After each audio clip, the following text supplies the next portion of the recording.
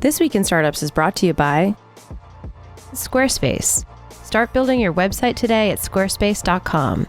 Enter offer code TWIST at checkout to get 10% off. And Walker Corporate Law, a boutique law firm specializing in the representation of entrepreneurs.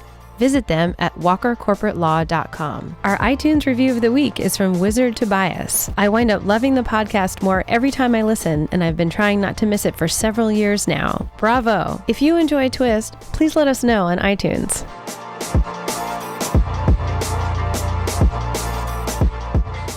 Hey everybody, welcome to This Week in Startups. This is a show where we talk about entrepreneurship, technology, and the impact it's having on our lives. We frequently have entrepreneurs, investors, journalists on the program, and we've been doing it for, almost 700 episodes. You can find us at thisweekinstartups.com or in iTunes. Write a review. We'll probably mention it on the air if you do.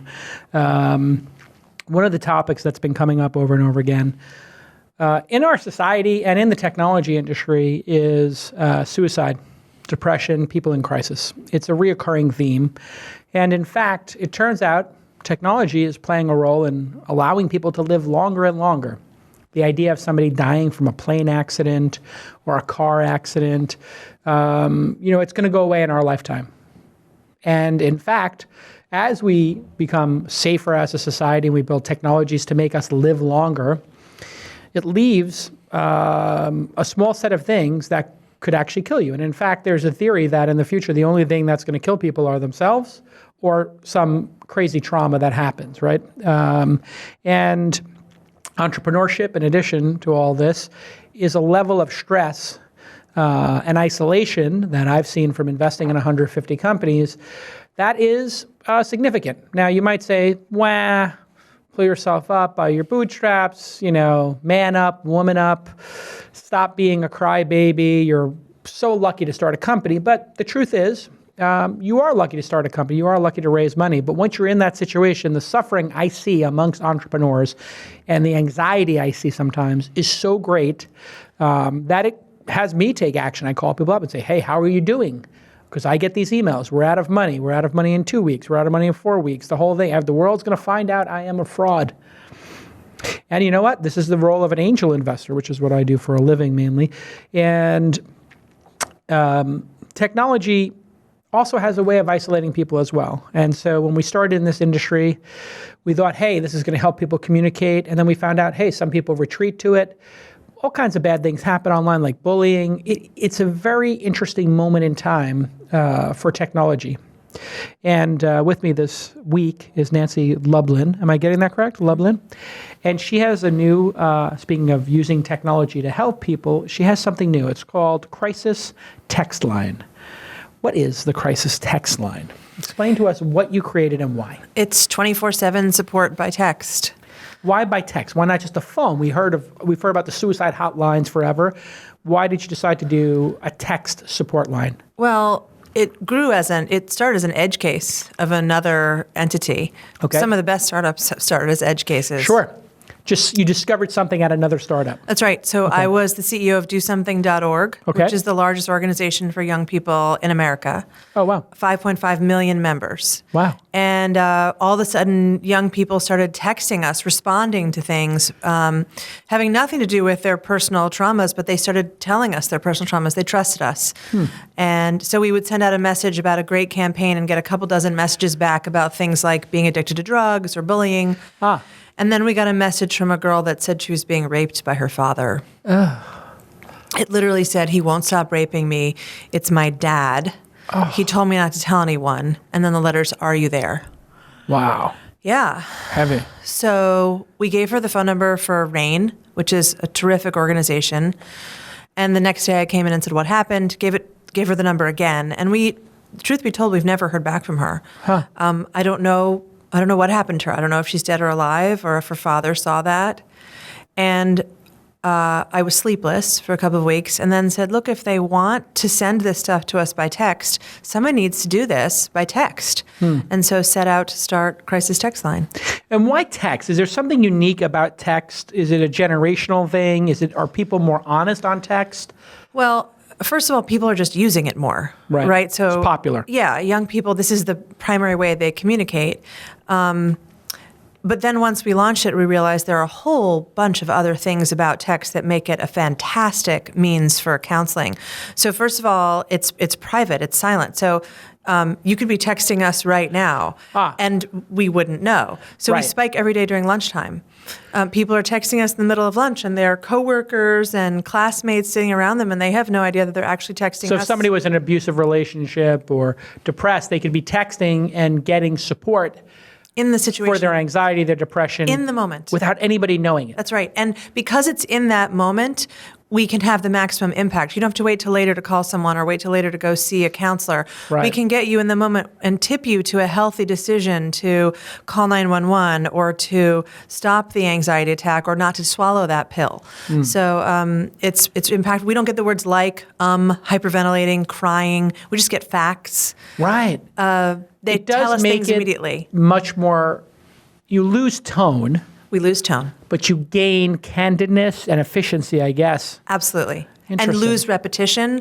Also, you can keep things on your phone. So when we text you and some reassuring thoughts, some people keep it on their phone. Sure. Other people delete it completely. And actually, thanks to Richard Branson writing an email on our behalf to the 4 mobile carriers, we not only have they waived all of our fees and Texter fees, but they've pulled us from Texter's bills. So it's as if you never texted us. It's totally fascinating, anonymous, which is great for their safety. And what is the number? If people need to text this number, what number should they text? 741-741. It makes a line up the left side of your phone. 741. Oh, yeah, sure. 741-741. Yep. So you got a really good, what do they call that? An SMS code, a short code or something? It's a short code. It's a short code. Mm-hmm. So it's not like a regular 7-digit phone number with a 3-digit area code. Exactly. It's 741-741. And it's in the U.S. only. U.S. only right now. We're working on other countries. Got it. Now, who is on the other side of the text? And how, I've always wondered about this, how do you train them to manage this? Because I was just watching, I don't know if you watch Transparent on, I think it's Amazon, and just great show. But they have somebody at a crisis line for people who are transgender, and it's like the person is ill-equipped to kind of deal with it. How do you train somebody to deal with, because you deal with everything. Yep. We do. We see it all. Are these people psychologists? Are they counselors? Are they just other fellow human beings? They're fellow human beings. It's really strangers, counseling strangers in their most dire moments, and what they're trained in is empathy. And so you apply online. There's a background check. You have to be over age 18 and have a U.S. Social Security number. And then it's about a 34-hour online training that includes role plays and observations and quizzes. It's pretty extensive. From the start of the application to completion, it's only about a 39% acceptance rate. This is not for everybody. And in fact, most people don't finish. Most people don't finish. That's right. Or we don't accept them. We fail them. So not everybody gets through. And then what it is it's training. And we are not here to solve your issue. We are not counselors. We are not therapists. We're here to help you get from a hot moment to a cool moment. We are crisis intervention. We're here to help you reflect and get coping skills so that hopefully next time you don't have to rely on us. You remember and have these coping skills to deal with it yourself.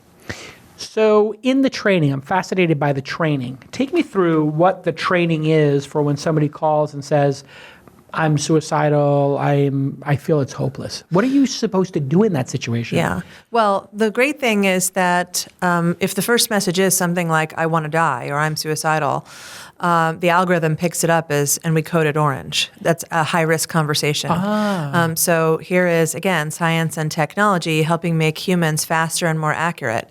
So that's pretty exciting. And then you do what's called a risk assessment. And this is the same thing every organization trains in. So does someone have the ideation, the plan, the means, and the timing? It's one thing to say, I want to die. It's another thing to say, and I have a loaded gun. That's an imminent risk situation. And in that instance, we'll say, where are you? We'd like to send help. And then we'll call 911 and send an active rescue. Yeah. So you have to determine, but that's very interesting that because there are words coming in, you don't have to do speech to text. Right. It sounds silly, but that step alone is a barrier to actually getting accurate information. And if somebody says, I want to die, or you can look back on this and actually train some machine learning to understand what these words are. So interesting you should say that. So we started by putting in about 24 words into the algorithm. And now that we have a corpus of over 23 million messages, this summer we layered on some machine learning and discovered that actually there are thousands of n-grams, bigrams, and trigrams that are a higher indication of imminent risk than even the words suicide and die. Can you guess what the highest indication? 16 times more likely to end up in an active rescue than die or suicide. What is it? Oh, I think I know. Hold on a second, because I'm very good at these kind of things. So this is the word somebody would say that would correlate with them being very serious about suicide. Imminent risk. I think it would be to say goodbye to a loved one for me. What's the most common drug in your house? Common drug in my house. Ibuprofen, Advil, Tylenol, all of those words. When someone says those words, it's 16 times more likely to indicate imminent risk than even die or suicide. Those to kill themselves? Well, what it means is they not only have the ideation and the plan, but they definitely have the means because every household has those. So they're in like, their home. I'm going to take a bottle of Tylenol and a fifth of gin or whatever.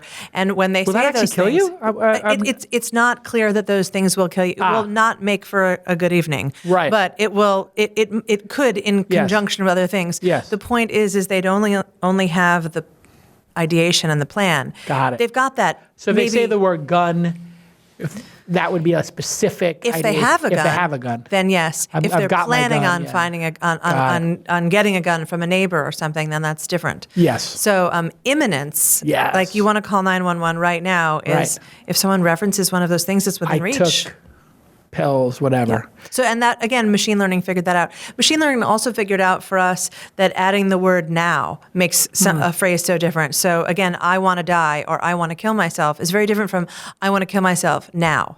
I want to die now. So machine learning makes us faster and more accurate. When we get back from this quick break, I want to talk about the fact that you're about to have 25 million messages exchanged, which is incredible, since just August of a couple of years ago. And then some of the stuff you're doing with data visualizations, we're going to show some of the crises by state over time, and then the words that are most used by people who are anxious versus suicidal when we get back on This Week in Startups.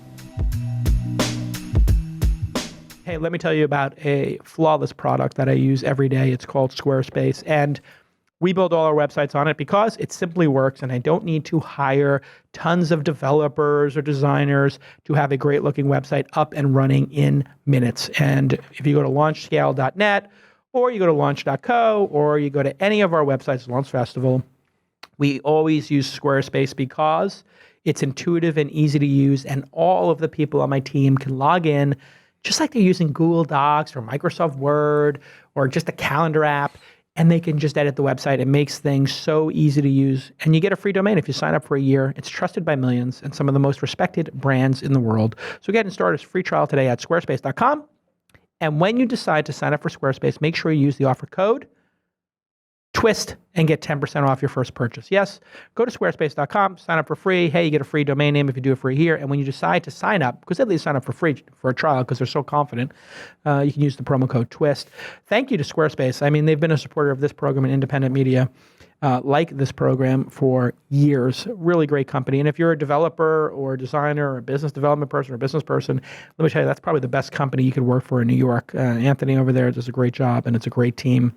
Everybody go ahead and thank at Squarespace on their Twitter and Facebook handles, and go ahead and give it a shot. If you've got a small business, or your mom or your uncle or your cousin needs to get a website up and running, or you have a special project or a portfolio, or you want to do commerce or calendars, all that stuff is in there, and it looks like $1 million, and you only pay tens of dollars. Okay, thanks again to Squarespace.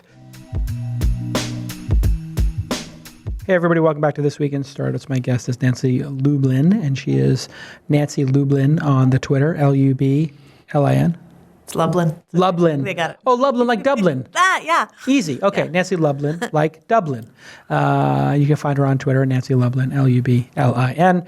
And she previously founded DressForSuccess.org. I remember this in New York, where you would donate your old suits. Yeah.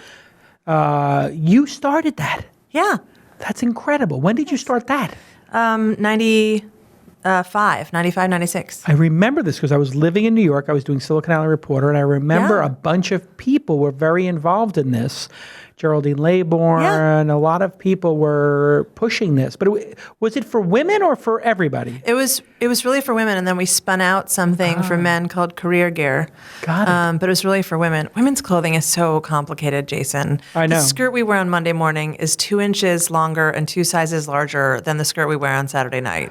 Yeah, It's very different. I'm a married You man. guys- I know yeah. about this. You could have one blue blazer and be fine forever. I could have 20 black T-shirts and 4 pairs of blue jeans and a pair of Danner boots and be fine. Yep. Let's be honest here.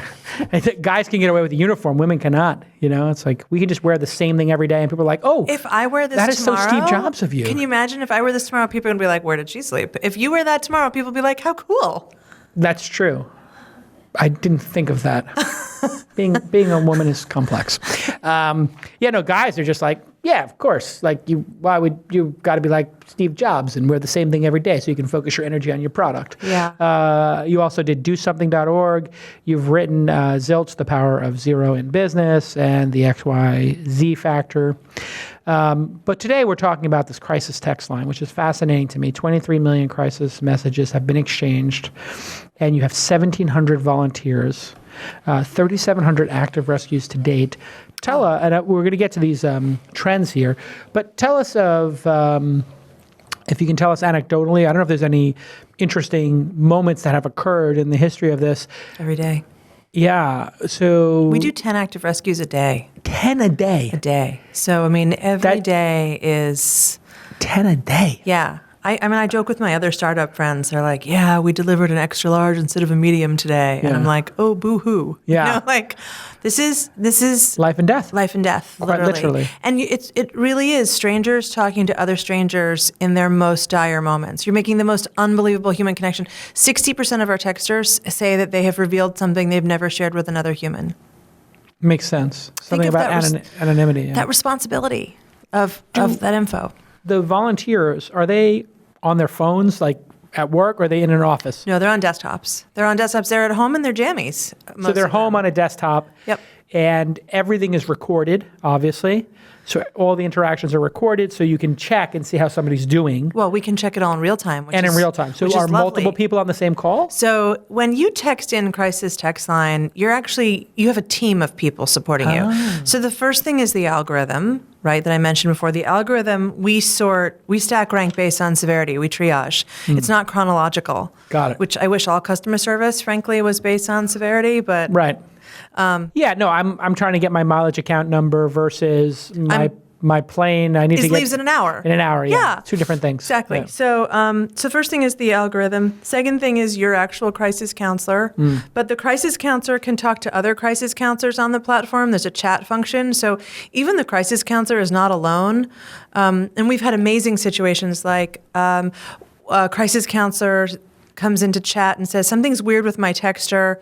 They say they speak English, but they're really weird with the syntax. And one of the other crisis counselors says, share it with me, let me see. And the other crisis counselor, who's in another part of the country, says, oh, your texter's a native deaf speaker. I'm deaf too, transfer it to me. Yeah, perfect. Things like that. And then there are supervisors on the platform at all times who are full-time employees who have a master's degree in a relevant field like social work, psych. We have a minister.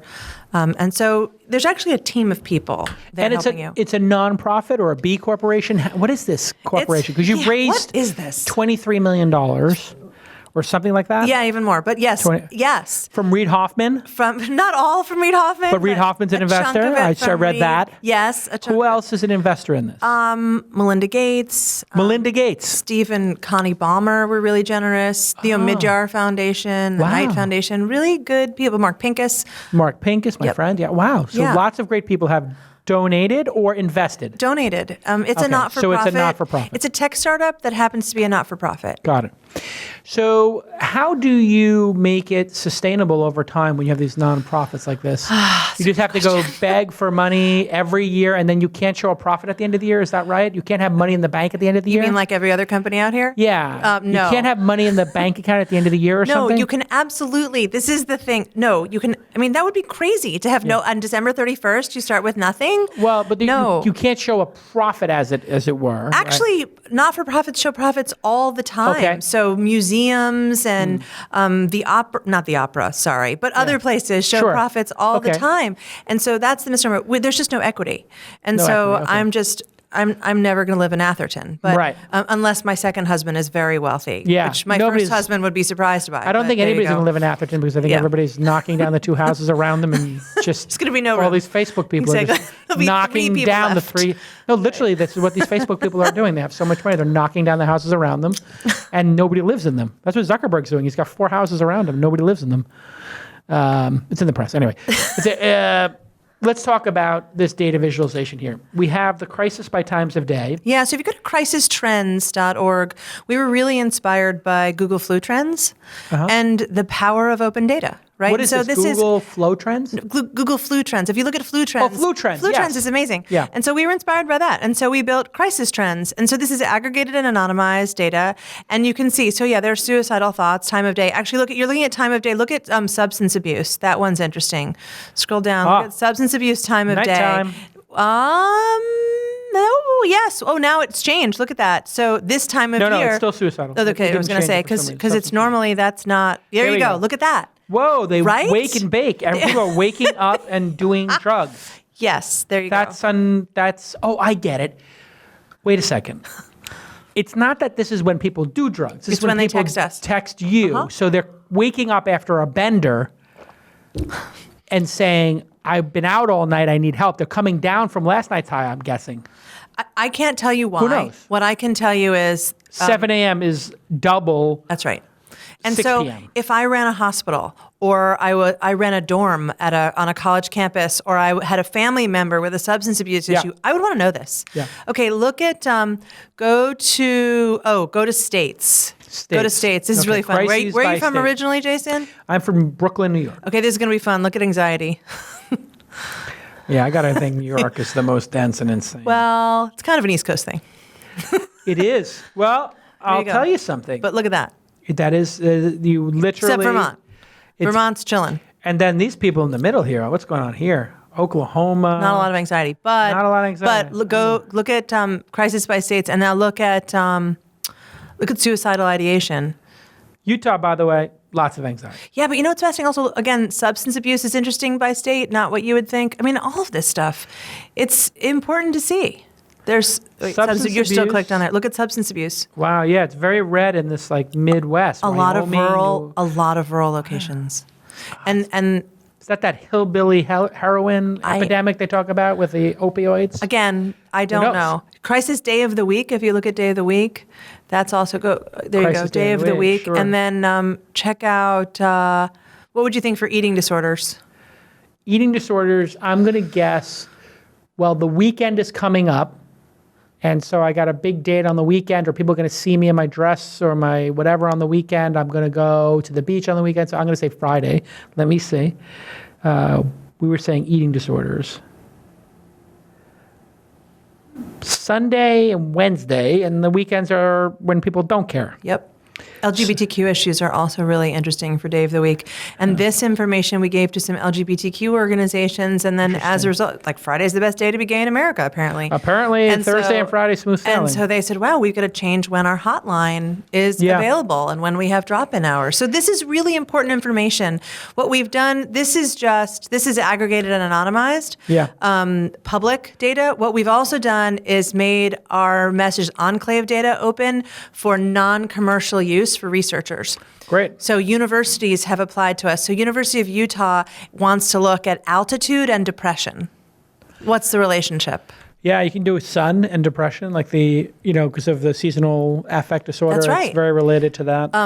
Ryerson College in Canada wants to look at our LGBTQ messages and compare those to public information about hate crimes and policy, anti-gay policy. What's very the interesting. relationship? It's fascinating. If you pull up Trump speaking gigs and correlate it with depression, it's incredible. I'm joking. Actually, in the fall, we looked at people who identified, even though we don't ask them, as Muslim.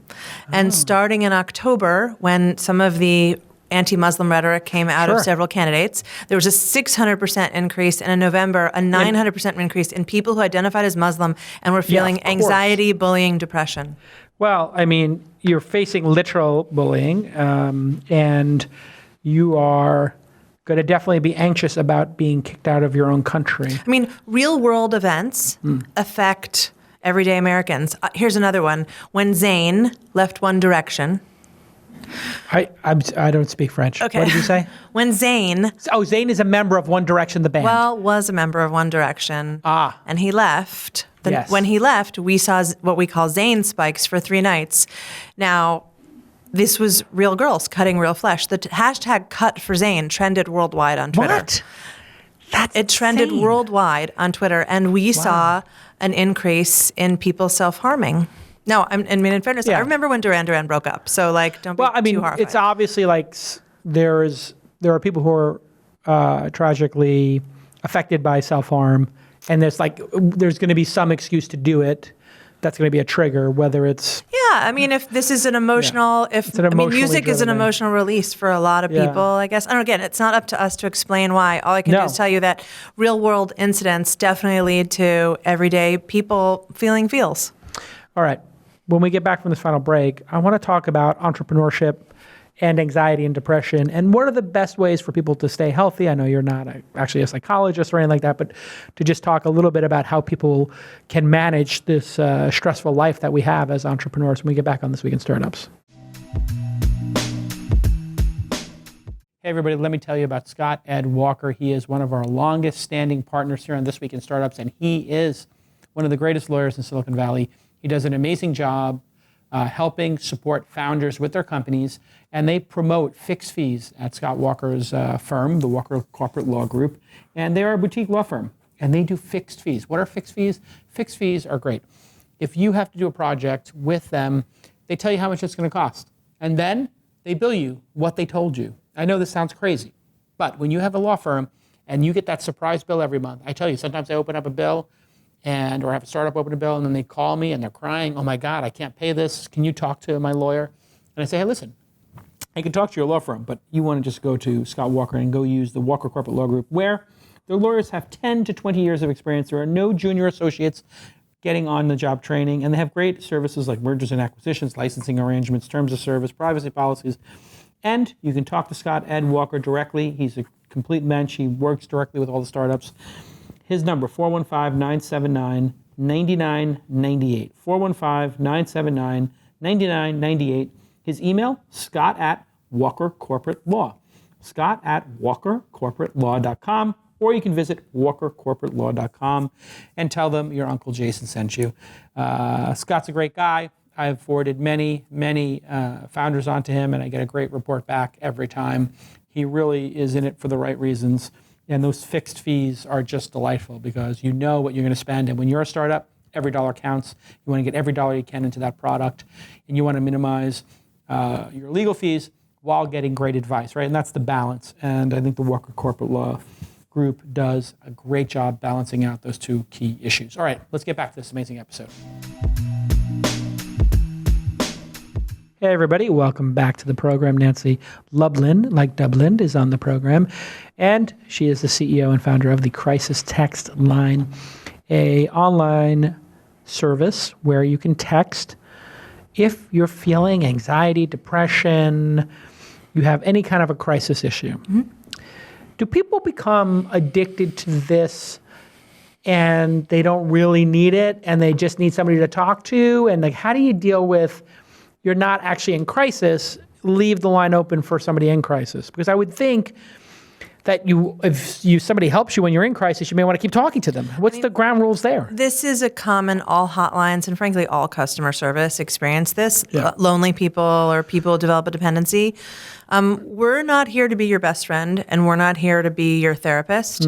And so we'll help and we'll set up a management plan for someone. And if you text in 20 times in a couple of weeks, we'll say, look, hey, we have a management plan for you. And remember, take your inhaler, or remember, we agreed that you were going to go see your doctor. Please go do that. In part because it's not best for them. It's not just that it would clog up our service. It's if you're texting us that much, we're not the right thing for you. You need something else. You need to be in therapy. That's right. Yeah, I mean, you need let's something be honest. else. It's interesting in this country. It used to be that we at least didn't have as much diagnosed mental illness. There's a big controversy and a big debate whether we're overdiagnosing now or if people are suffering from more actual diseases. What's your take on this? Are we actually experiencing more mental illness because of the state of the world, or is it that we're just really good at diagnosing people, or both? We are not diagnosing anyone, so No. I don't know. All I can tell you is... What's your gut tell you about that trend, though? It's really shitty out there. That's Yeah. what I can tell you. Okay. That Life's rough? Like, it's really... I mean, when we launched this, I watched every episode of Glee. I really thought all of our messages were going to be about bullying. Yeah. And only 3% of our messages indicate bullying. 30% of our messages are suicide and depression. Yeah. 1 in 5 of our texters indicate self-harm. Like, it's some really ugly shit out there. Yeah. And some bad parenting and... not enough financial resources to access the help people need. It's pretty rough. Here's the interesting thing, though, to something we were talking about before. It's because you wanted to talk in this segment also about entrepreneurship. The fascinating thing to me about dealing with some of this stuff and not being therapy and not trying to solve it for them is that unlike every other tech startup, I'm not trying to be sticky. Yeah, you want people to leave the platform. So you want people to get help. Right. It's such a twist Sure. on classic analytics. Like, our KPIs are things like quality, wait time, number of texters. NPS score. Exactly. Would you recommend us to a friend? It's Absolutely. critical. An NPS score. Absolutely. Which we don't do in the text thread, but we do through our customer service. We do through Zendesk. Yeah. And so all of those things, absolutely, but not like repeat texters. We don't want you to develop a dependency on us. Do you have the people's numbers? Like, They're encrypted. They're encrypted. They're so encrypted. you don't so actually our crisis have counselors don't see them. The crisis counselors see them, but if you needed to send them a follow-up, you can send a follow-up or no? We don't send a follow-up because we don't know if we would trigger you. We don't know who would see that. I personally handled a conversation the other day from someone who was literally in the middle of a domestic violence situation. I coached her by text to go into the bathroom and lock the door. Wow. And she said one of the reasons she was texting me instead of calling 911 was, she said, because if her boyfriend heard her, he would kill her. Well, that's the thing I'm getting at, is like if somebody is truly in this kind of situation you're talking about, imminent harm, having their phone number, you can actually get their location now and give it to 911. Or if you give a phone number to people, they can actually, through the emergency system, actually find them. It's not exact. It's not as good as it would look on Homeland. Right. It doesn't work to that precise. Right. But you know they're in this building. Or this house. Sometimes, actually, you only know within like a half-mile radius. It's not awesome. We do the best that we can, but sometimes we actually, it's hard. So what we hope is that when we say, where are you, we'd like to send help, that you give us your address. That's certainly the fastest. What we can do is we can work with the mobile carrier 911. We can locate the billing address. Most often, people, especially in our age group, are home. And so that's good to know. Yeah. And we do the best we can to find the location, but it's not a science yet. Yeah. Someone watching this right now should work on that. Yeah, the NSA knows where you are, but the crisis hotline can't figure it out, right? Like everybody else knows. The Russians that's right. know. The Russians know. Julian Assange knows where you are, but nobody else can know. Yeah. So if Hillary Clinton was in crisis, he'd help us find her. But yeah, exactly. Yeah. Well played. So let's talk a little bit about entrepreneurship. So if you're an entrepreneur yourself. Is this the question I get often, because we've seen a couple of suicides in our industry? Yeah.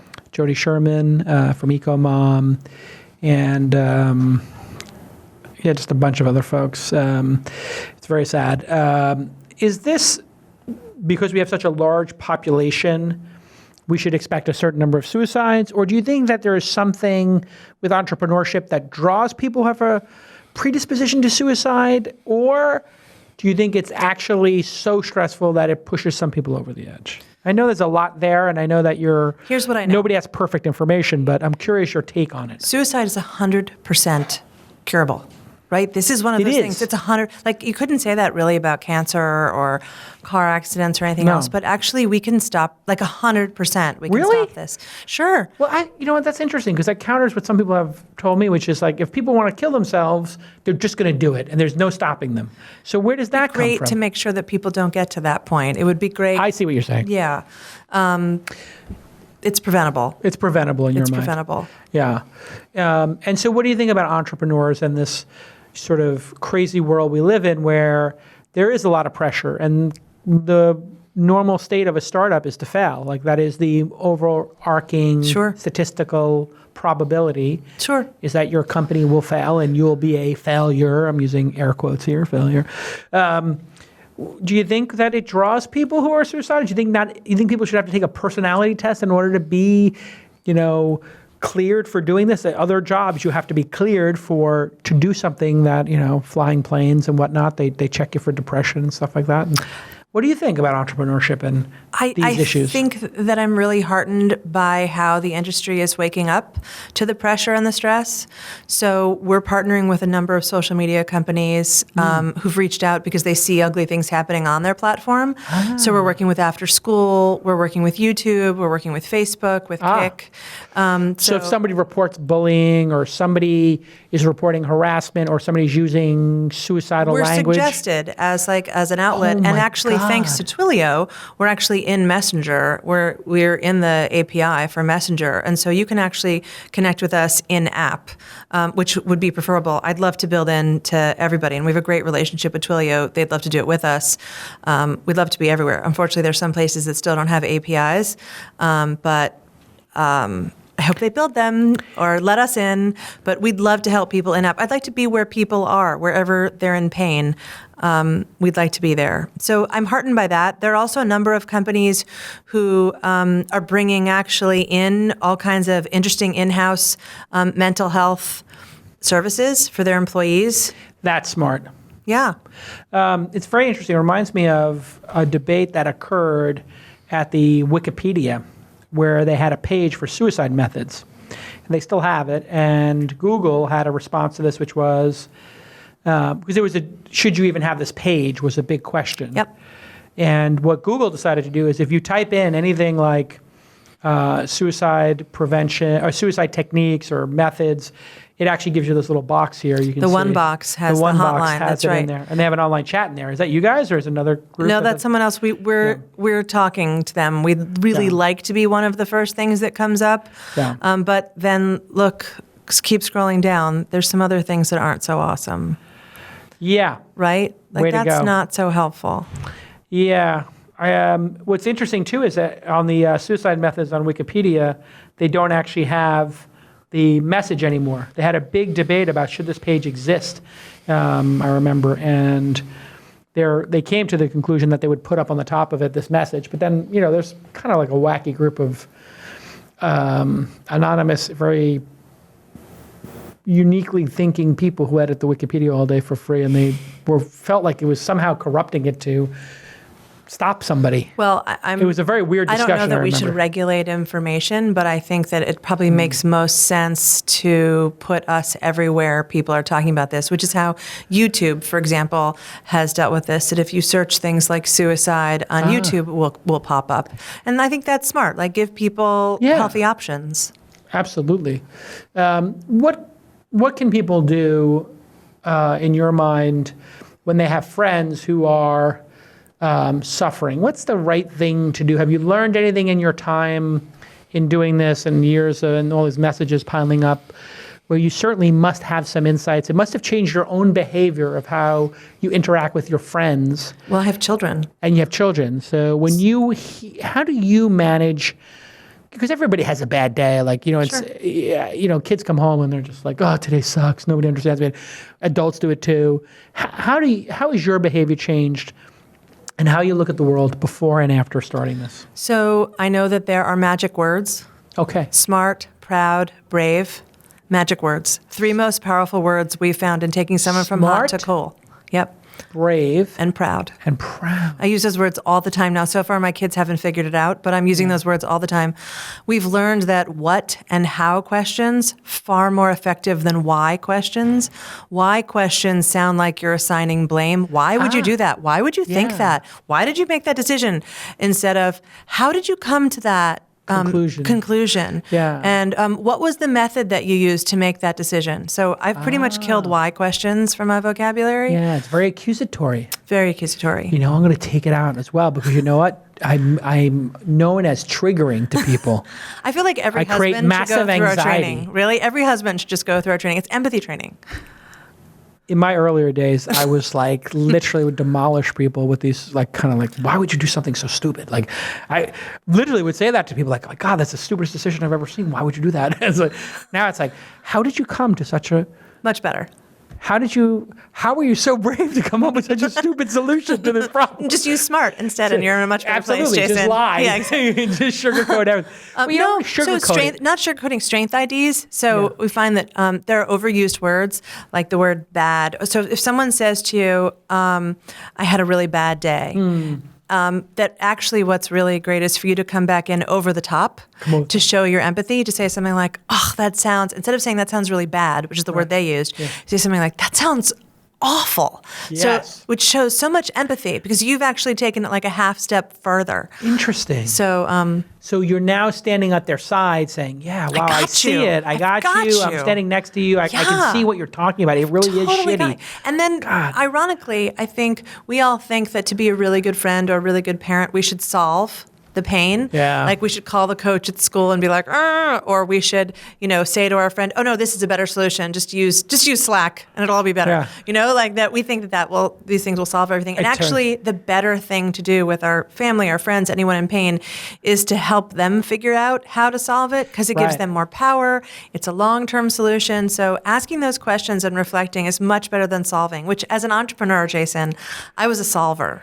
Of course, I had the same approach, but you have to give people a little room to breathe into what it is that's causing them the pain or the anxiety. So this podcast today is going to cost you about $750, just so you know, because this has just been therapy, and now, I got it. Yeah, like you owe me. Exactly. Okay. But here's the thing. I'll make a donation. Here's the thing.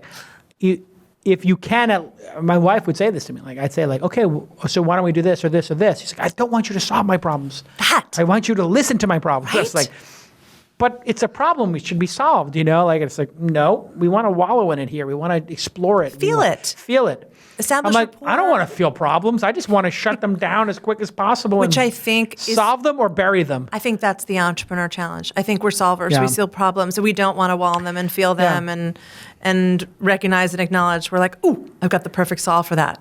And people are different. People, right? I mean, you must see that. Some people want to like intellectualize or talk about things in depth. Other people are the coping skills are also what we have people who say, when we say things like, what do you do that makes you feel good? And some of them are writers or or they like music. And then I see the wide range of music that makes them feel better. It always makes me giggle when there's someone who's like, heavy metal makes me feel better. And I'm like, okay, rock on, kid. Rock on. I did have someone the other day who said Hamilton really made them feel better. And then the remaining... Then they tried to get tickets from me? But the remaining messages back and forth I just did in like Hamilton-isms. Oh, very cool. All of my remaining message worked in lyrics from... Excellent. Yeah. Well, it's human, and you make people... Is humor a good technique? Because I've used humor. I'm very self-deprecating, and I like to make jokes. Is making jokes a good idea? Is that like gallows humor or just sort of laughing into things? Do you train people to not do that or to do that, again, to have a sense of humor? Is you've got to let the texture lead. So you really mirror what they need in that moment. So got it. If there's someone who wants, I had a texter the other day who was in a pretty bad situation. He was gay and his parents didn't really accept him. And you could tell he saw some of the humor in it. And his outlet was dance. And so I took the opening and said, it could be a lot worse. You could be a gay teen with no rhythm.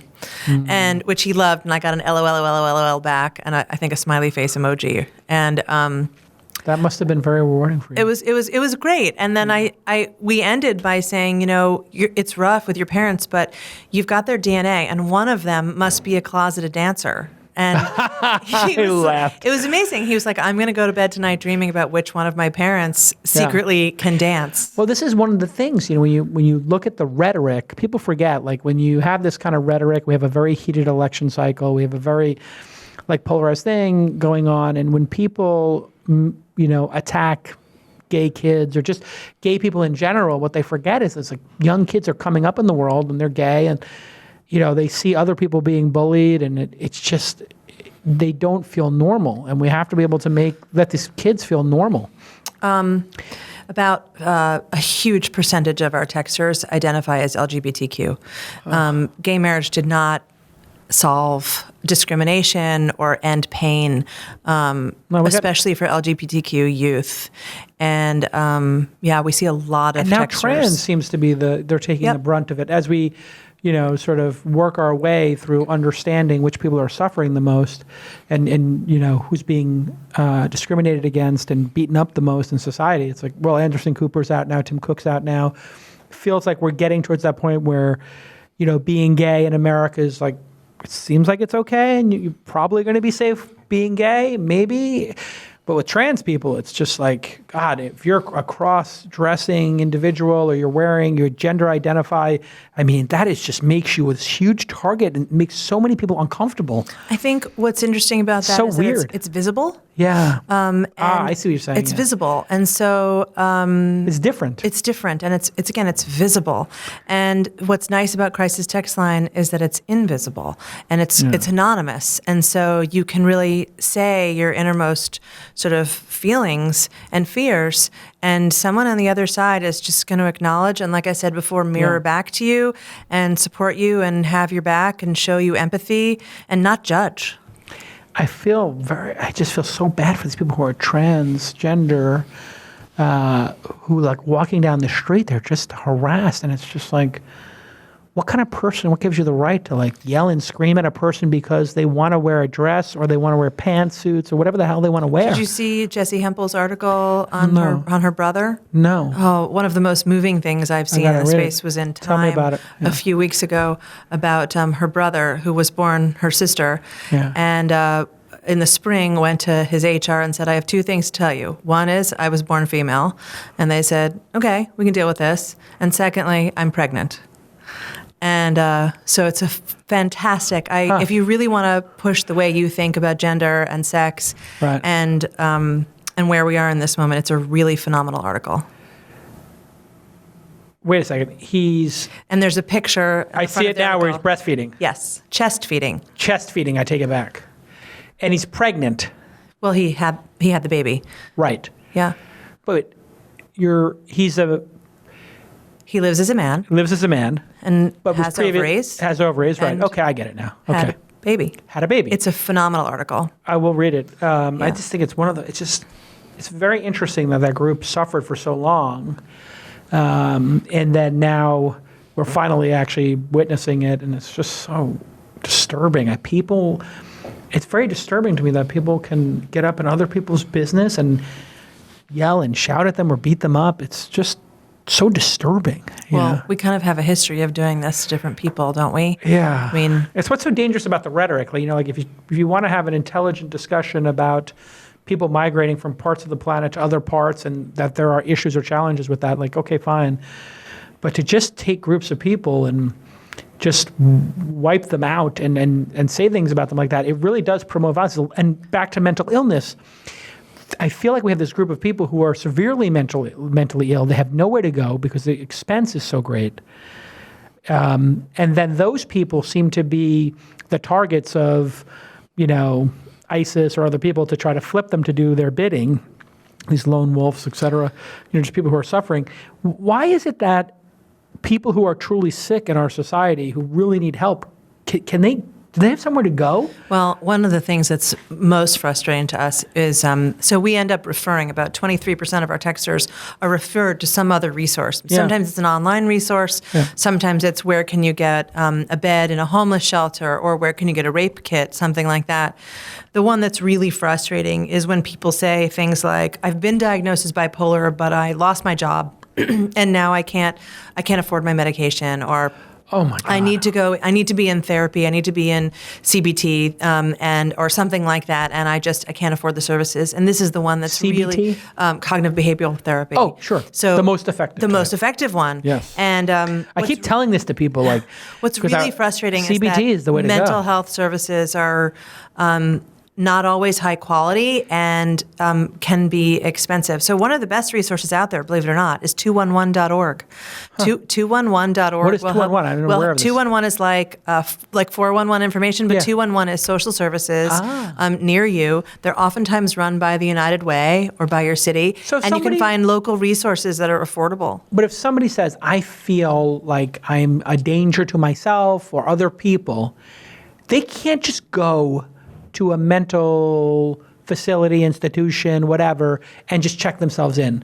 Like they used to be able to do, from what I understand in our country. Well, we have fewer facilities. Yeah, so there's a wait.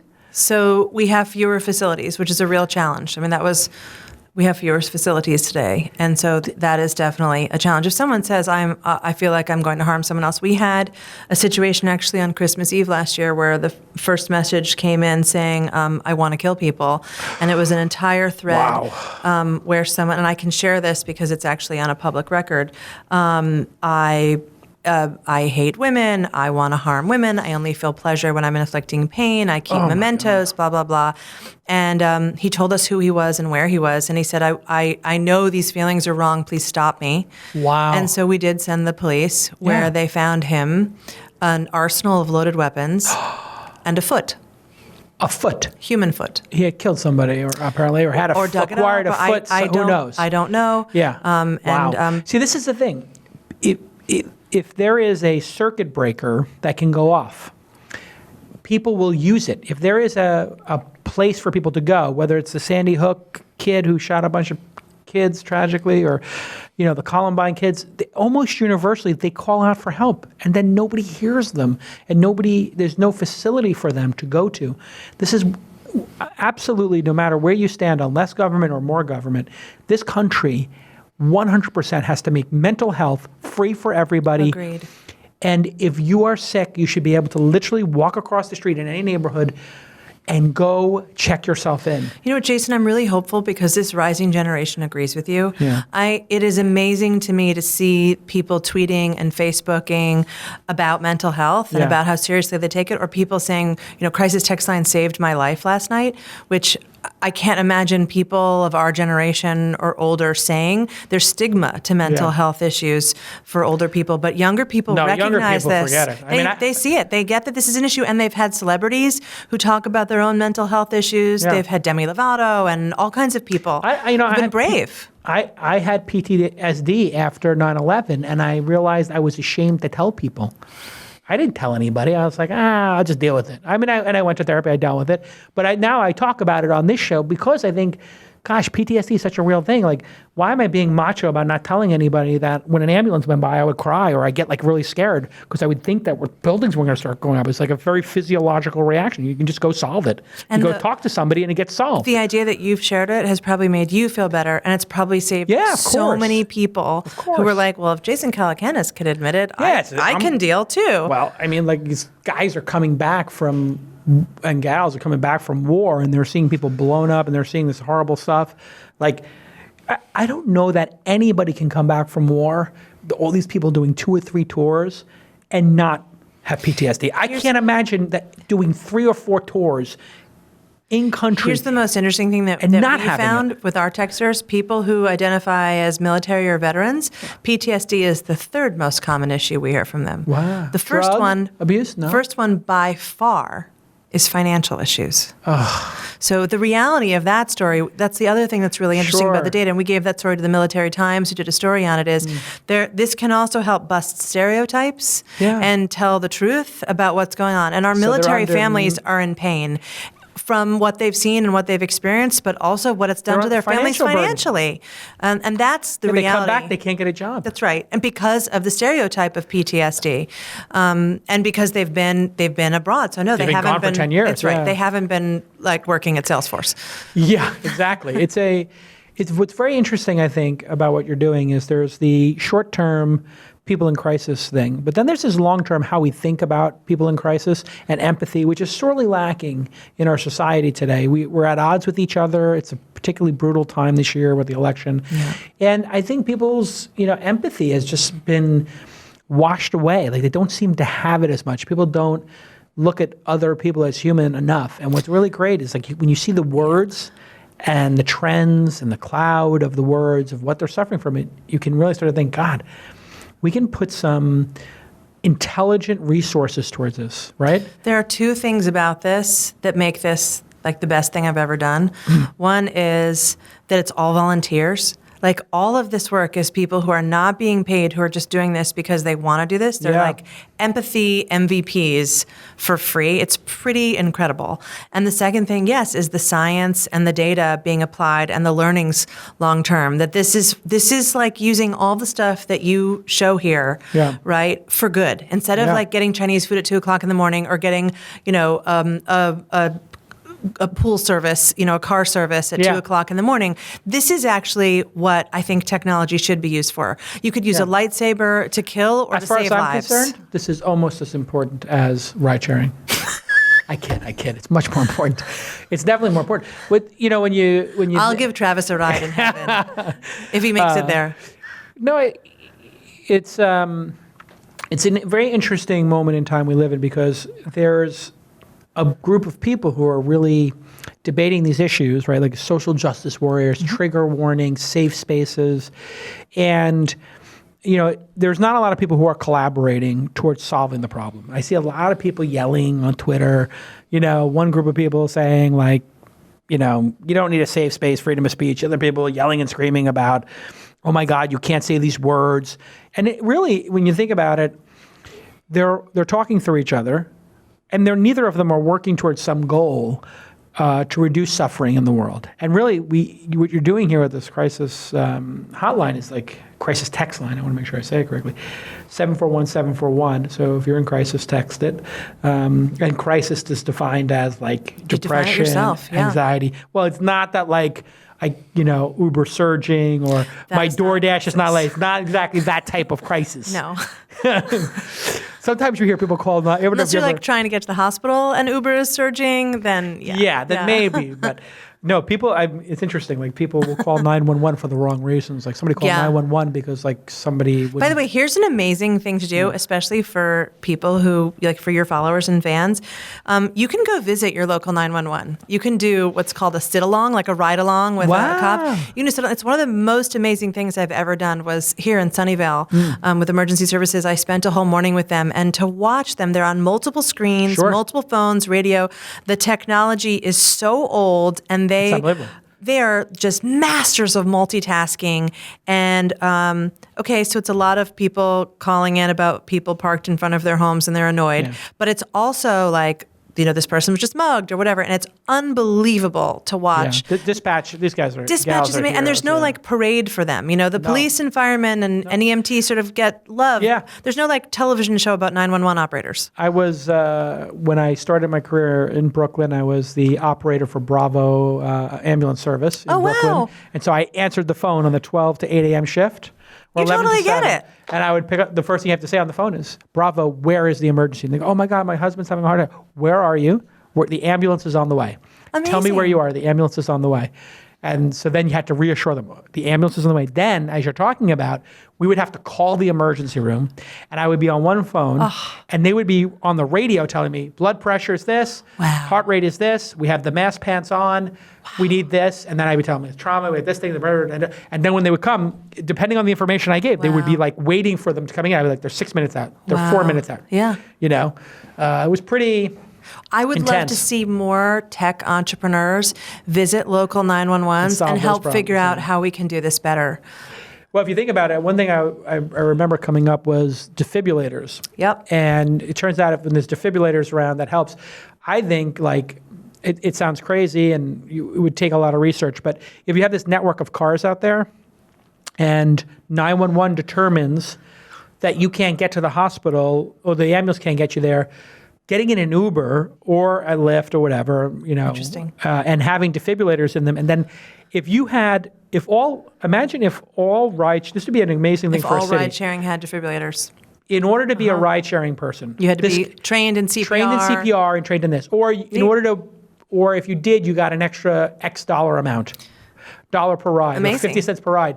And you said, this person does CPR, this person has a defibrillator in their car, and this person knows how to do basic bandages or whatever, and they have a kit. Cool.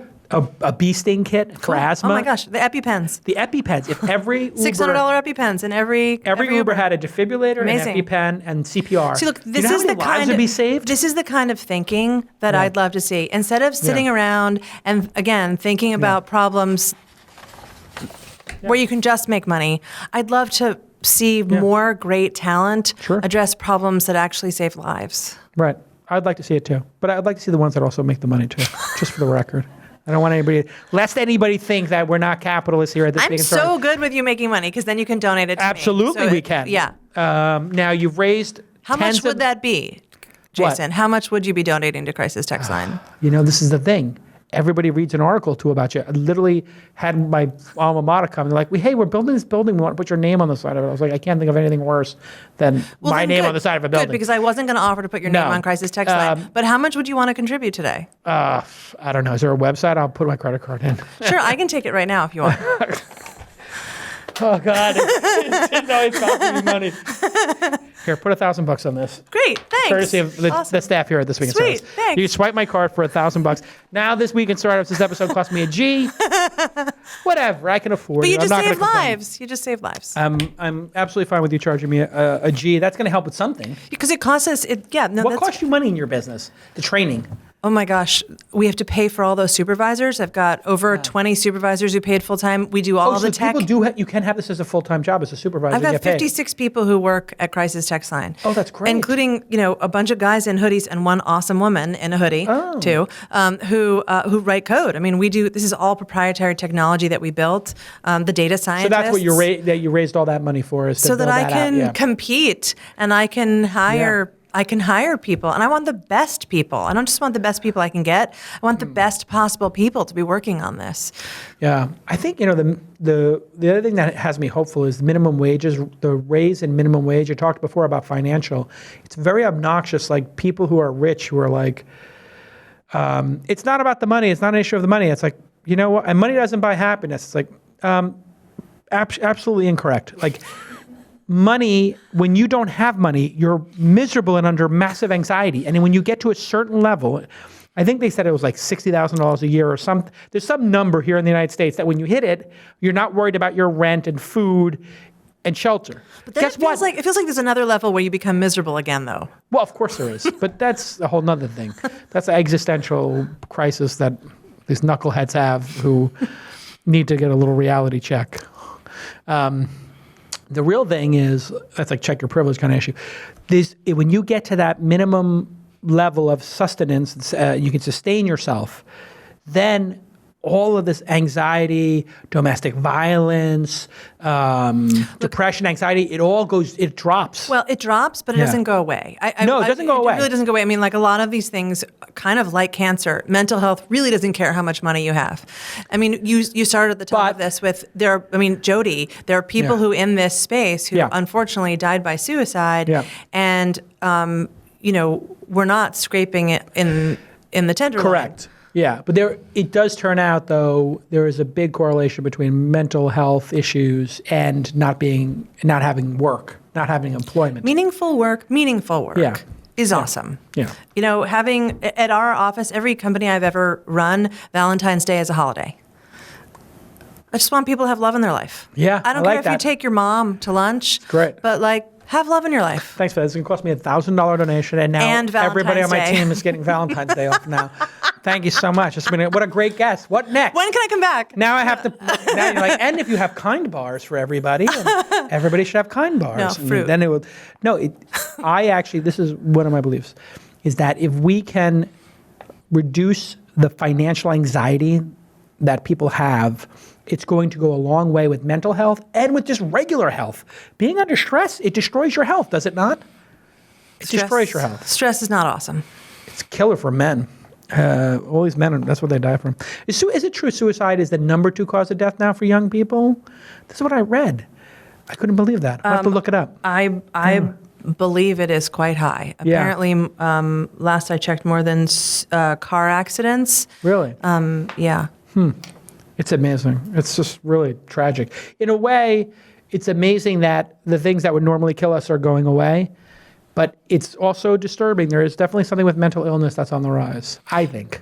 There's an earlier question, which I don't think you and I... No, it is, and it is with certain demographics. Right. So now almost 12% of our texters are under the age of 13. Under the age of 13, children. That's right. Very young Why people. are children under stress like this? People under 13, not all of them even have cell phones. So if you think about that volume for us, that's a lot.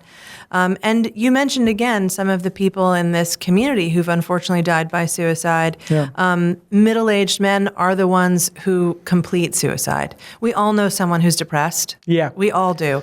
But it is middle-aged men who are actually most likely to complete an attempt. They have access to prescription drugs, guns. They have access to the means. It's unfortunate.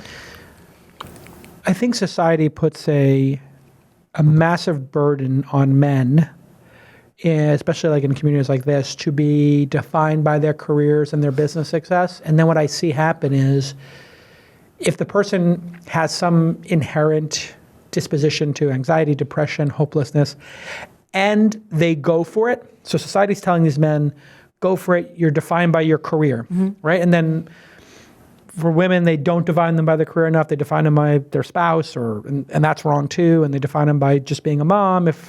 And sometimes they want to be defined by their career as well. But with men, actually, we want to be defined by all of it. All of it, exactly. We're bringing it all on. But it should be your choice how you define yourself, I guess, ultimately. But I see these men under massive pressure. If they are not successful, if their company is not successful, they're a failure, and there's nowhere for them, and there's no way of going back. Because once you go down that entrepreneurial path, and you're like, I started the company, I'm the man, I'm the guy in charge, and then it's like, yeah, now I'm going to go work at Yahoo and be the number 1,700 person or whatever. I see guys who they're just... their egos are so frail, they have no perspective that it's like the world drops out from them. They're now not part of the club. Well, and they don't like going to doctors. No. I mean, you guys... Or therapy. Or therapy. Which is why text is so great, because it's anonymous and you can feel safe doing that. I also think that we have to start celebrating, like the COO, celebrating the number 2, celebrating the mid-level manager. Everybody wants to be a founder. Yeah. When I was at DoSomething.org, I was there for 12 years, and the first thing people would say when I'd say I'm the CEO of Do Something is, oh, are you the founder? And when I would say no, they would be crestfallen. Like, oh, I'm only meeting the CEO, I'm not meeting the founder. Who cares? We're obsessed with founders in this country. It's it's great to celebrate the person who came up with the idea or whatever, and then when you're that person, you get to the point where you're like, I realize nobody gets there alone. Nobody gets there alone. And this idea that you got there alone is just so ridiculous, especially with the outlying successes, the outliers. Like, nobody gets there alone. You look back on your past and it's like, yeah, I got this billionaire to angel invest. I got this person who gave me the job. I got this person who did this introduction. Like, I look back at my life and I'm like, wow, all these things lined up. All these people helped out in some way. You just, it's some fantasy that people have that, like, the American male CEO fantasy, they through sheer force of will, they did it. It's like, I think it's a lot of pressure. It's a lot of pressure. This has been This Week in the Cis White Male Patriarchy.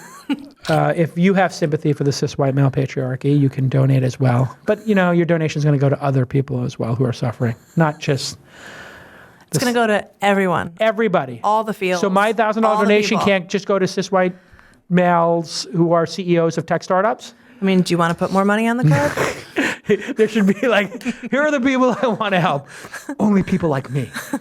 Just people in my demographic. Oh, I think that those donors exist. Do they really? Well, I mean, not so to sinister. me, but I definitely think there are a lot of people who only contribute. I mean, we can talk about that. You want to do a whole nother segment of the show on philanthropy? There are... You know what I told everybody? It's like right now, I'm like, I want to just like build companies, and like philanthropy, to do it right, you have to be so present, I think. So I just like buy tables here and there, like, buy a table for something, or like, I know I got to give back a little bit. The problem is, like, it takes a lot of time to do what you're doing, to do it right?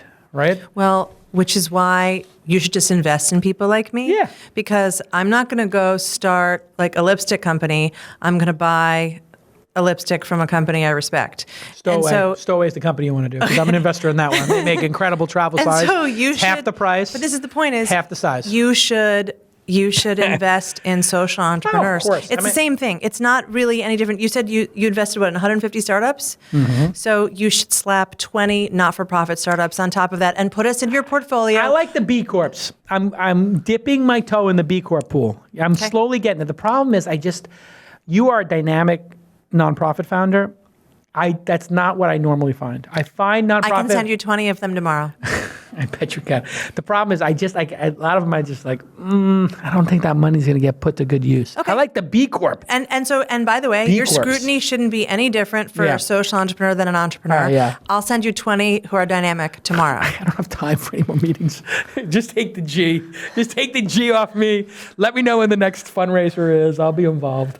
I think what you're doing is amazing. Thank you. Anybody out there, if you're suffering, we had a little bit of fun here. We're joking a little bit. But it's serious work, and I applaud you, Nancy, for doing it. Thank you. It's very important, and you know what? I can't think of many things that I can't think of anything right now that's more important than reducing suffering like this and being on the front line. For that, we applaud you. Thanks. Go to crisistrends.org, and you can see the real-time crisistrends.org, and you can donate, right? At crisistrends.org, you can go donate. At crisistextline.org, yeah. Crisistextline.org. Yeah. And if you are suffering, 741-741. Or become a crisis counselor. Oh, that too. Apply online and train and become a crisis counselor. Takes you what, like 2 or 3 weeks? It's a 34-hour training. You can spread it out. But again, you can do it at home in your jammies. And it's a good thing to do. It's an amazing thing to do. Yeah. You're literally going to talk to other humans in their most painful moments. And don't be scared of trying it out and going through the training, right? No, I mean, I was. Because it's very intimidating. I was totally scared. And it's intimidating. It's scary, but you're not alone, because there are other crisis counselors and supervisors there to help When you. I worked on the ambulance, I was terrified until I got on a couple calls, and then I was like, okay, I get it. There's a group of us doing this. A lot of people have a lot of experience. You're going to be fine. Yep. The training is there. All right, everybody go check out. What's the best place for them to go again? Crisistextline.org. That's it, crisistextline.org, and donate, and be a counselor. All right, we'll see you all next time. Bye-bye. Our iTunes review of the week is from Wizard Tobias. I wind up loving the podcast more every time I listen, and I've been trying not to miss it for several years now. Bravo! If you enjoy Twist, please let us know on iTunes.